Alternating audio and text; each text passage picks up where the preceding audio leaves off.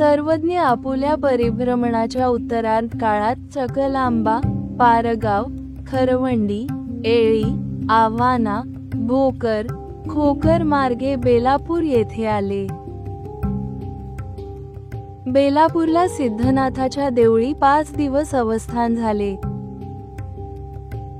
नंतर वनदेवाच्या मंदिरामध्ये 10 दिवस अवस्थान झाले व तेथून सर्वज्ञ निंबादित्याच्या मंदिराकडे आले. गावाच्या पश्चिमेला आदित्याचे पूर्वाभिमुख मंदिर होते.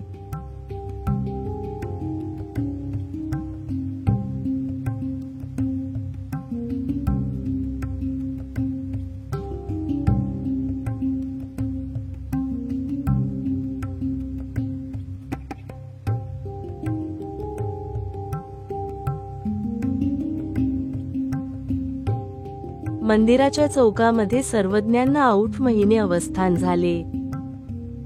तथा महादाईचे निरोवणे तथा अधिकरण मार्गविधी निरूपण, भटा कैवल्यदान निरूपण, महादाईसांना अविधी निरूपण तथा पुनःसंबंधानुवादे असतीपरी निरूपण, बाईसा पूर्वजात सेवा कथन, भक्तिलक्षण कथन व अजून इतरही महत्त्वपूर्ण लीळा इथेच घडल्या. आचारपर विचारपर असे बरेचसे निरूपण सर्वज्ञांनी इथेच केले.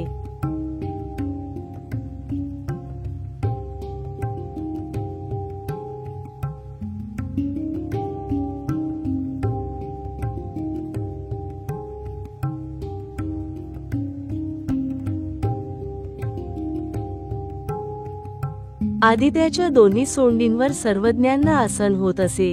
पैकी दक्षिण सोंडीवर आसन असताना भटा एकलेपणानुवाद तथा रुदन निषेध व दायंबाते परमेश्वर पुरा पाठविणी या लीळा घडल्या. मंदिराच्या ईशान्य कोणी वजरी घडवणे ही लीळा घडली.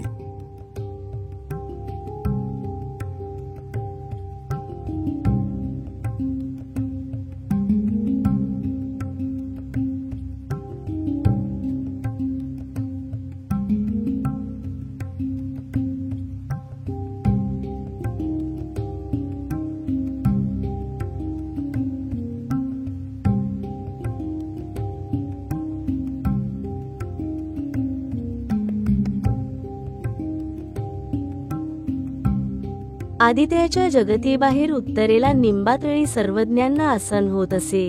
महादाईसा दायंबा भेटी, ज्ञानांकुश कथा श्रवण, भटा असनिधान धर्म निरूपण, आचार्यत्व आज्ञापणी भटिक्षेपीन म्हणणे या लीळा इथेच घडल्या.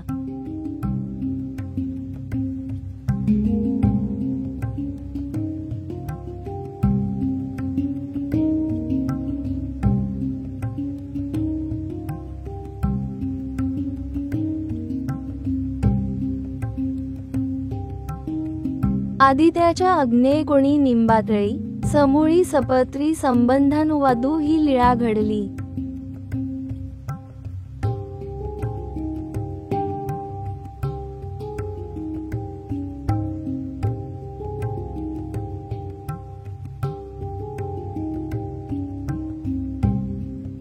प्रवरा नदीच्या काठी निंबातळी सर्वज्ञांना सपूजित आसन असताना भट महादाईचा प्रकोप ही लीळा घडली.